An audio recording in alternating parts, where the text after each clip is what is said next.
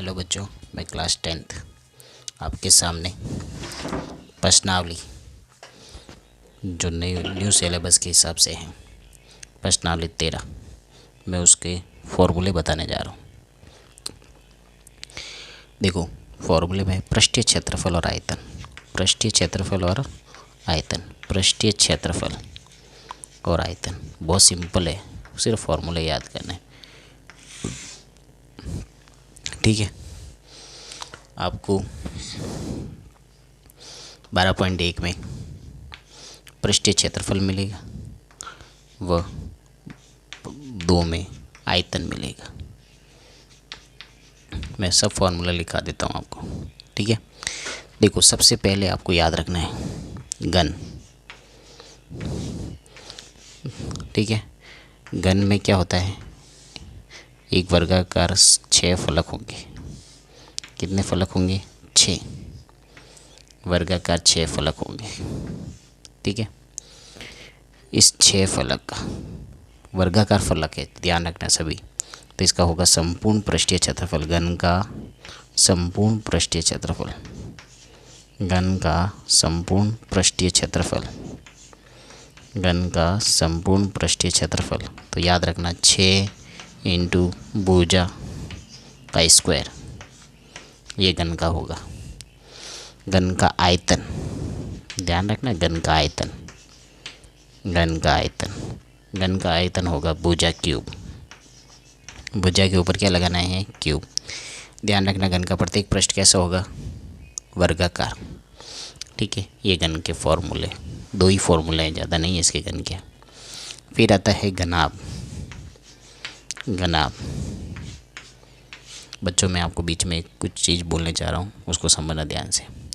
मैंने आपको पहले भी बोला है कि मैं अब लाइव आ सकता हूँ। मैं हर रोज़ 8:30 बजे आपके सामने लाइव रूबरू होगा। आप तैयार रहना। आपको कोई प्रॉब्लम है तो कमेंट करना लाइव, मैं आपको उसको सॉल्व करके बताऊँगा। ठीक है, घनाभ। घनाभ में प्रत्येक पृष्ठ एक आयताकार होगा। ठीक है, ये ध्यान रखना, प्रत्येक पृष्ठ कैसा होगा? आयताकार। ये ध्यान रखना, ये इसकी लंबाई हो गई, ये इसकी चौड़ाई हो गई, ये इसकी ऊंचाई हो गई। ठीक है, तो घनाभ का संपूर्ण पृष्ठीय क्षेत्रफल, संपूर्ण पृष्ठीय क्षेत्रफल, घनाभ का संपूर्ण पृष्ठीय क्षेत्रफल क्या होगा? 2 इंटू लंबाई इंटू चौड़ाई प्लस चौड़ाई इंटू ऊंचाई, ऊंचाई इंटू लंबाई। ध्यान रखना, मैंने लंबाई को L से लिखा है, ये लंबाई है। ठीक है, चौड़ाई को मैंने B से लिखा है और ऊंचाई को S से लिखा है। ये ध्यान रखना आपको तीनों चीज़ें। ठीक है, लंबाई, चौड़ाई और ऊंचाई। अब घनाभ का आयतन, घनाभ का आयतन, घनाभ का आयतन क्या होगा? लंबाई इंटू चौड़ाई इंटू ऊंचाई, ये घनाभ का आयतन होगा। ठीक है, घनाभ के 2 फॉर्मूले हो गए। फिर आता है आपके सामने घनाभ के बाद में बेलन। क्या आता है? बेलन। बेलन, तो बेलन में देखो, ये बेलन है। ठीक है, ध्यान रखना, बेलन की यहाँ से यहाँ तक की क्या होती है? ऊंचाई। और बीच में ध्यान रखना 2 वृत्त हैं, तो इसका आर होगा, इसका भी क्या होगा? आर। ठीक है, बेलन का वक्र पृष्ठीय क्षेत्रफल, बेलन का वक्र पृष्ठीय क्षेत्रफल, वक्र पृष्ठीय क्षेत्रफल। तो वक्र पृष्ठीय क्षेत्रफल क्या होगा? 2πr/h।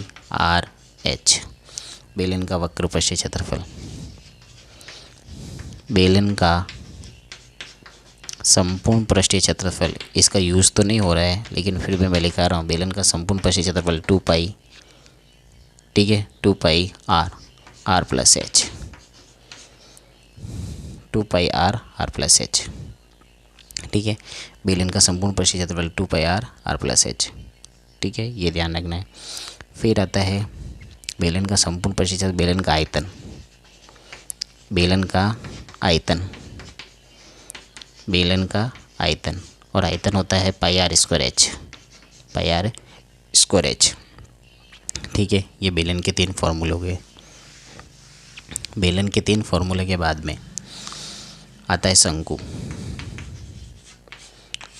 शंकु, तो शंकु ध्यान रखना कोण के आकार का होता है, ठीक है। वर्त एक होता है नीचे, यहाँ से यहाँ तक इसकी त्रिज्या होती है, ये इसकी ऊंचाई होती है।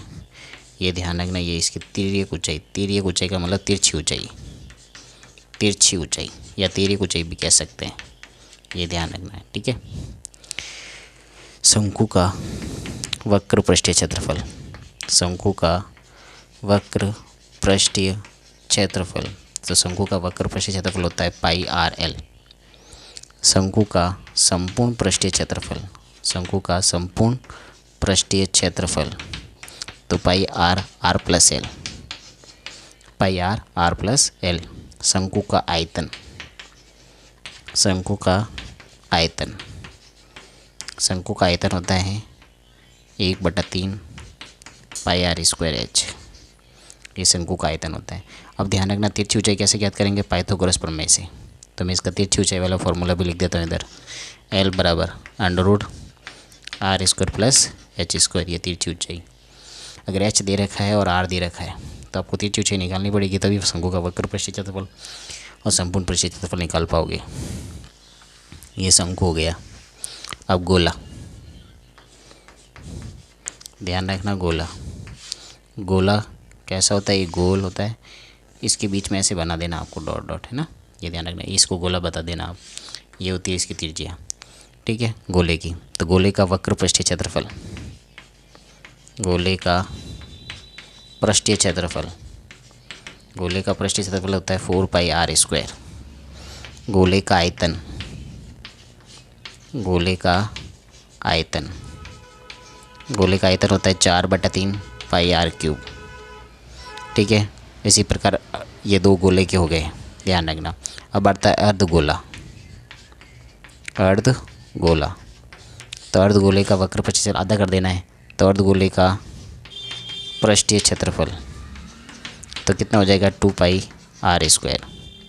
अब अर्धगोले का आयतन, अर्धगोले का आयतन, अर्धगोले का आयतन तो कितना हो जाएगा 4/3, 4/3 की जगह 2 आधा करेंगे तो कितने हो जाएंगे 2/3 पाई r³। ये बहुत इम्पोर्टेंट है दोनों इस चैप्टर में। अब मैं आपको एक चीज़ बताने जा रहा हूँ, उसको समझना। जैसे कोई भी दो चीज़ें मिलकर कोई ठोस कोई आकृति बनती है, जैसे कौन कौन सी आकृतियाँ हो सकती है, ध्यान से देखना। एक अर्धगोला है, अर्धगोले के ऊपर शंकु है, इसका कुल पृष्ठीय क्षेत्रफल निकालना, तो आपको ध्यान रखना शंकु का वक्र पृष्ठीय क्षेत्रफल और अर्धगोले का वक्र पृष्ठीय क्षेत्रफल दोनों को जोड़ देना। हमेशा वक्र पृष्ठीय क्षेत्रफल निकालना, आपको दोनों को जोड़ देना है। या फिर ऐसे हो सकता है, एक बेलन है, बेलन के ऊपर शंकु है, तो आपको ध्यान रखना बेलन का वक्र पृष्ठीय क्षेत्रफल शंकु का वक्र पृष्ठीय क्षेत्रफल दोनों को जोड़ देना है, आपका आंसर आ जाएगा। फिर ये भी हो सकता है, ये बेलन हो गया, शंकु हो गया। फिर ये भी हो सकता है कि एक बेलन हो, ठीक है, एक बेलन है, एक बेलन के ऊपर दोनों साइड में शंकु है, तो इसमें भी दोनों जितने भी हैं इनके वक्र पृष्ठीय क्षेत्रफल निकाल के आपको जोड़ देना। आयतन वाले में भी ऐसा ही करना, जो दो आकृति हैं दोनों आकृतियों का आयतन निकाल के दोनों को जोड़ देना है, आपका आंसर आ जाएगा। और मैं आपको कह रहा हूँ आप कमेंट करो बच्चों, आप जो भी कमेंट करोगे, जिस टॉपिक से संबंधित कमेंट करोगे, मैं उससे संबंधित आपको वीडियो डालूँगा और आपको उसकी प्रॉब्लम को सॉल्व करके बताऊँगा। आप कल तैयार रहना, आप जो कमेंट करोगे मैं 8:30 बजे कल लाइव आऊँगा। थैंक यू, धन्यवाद।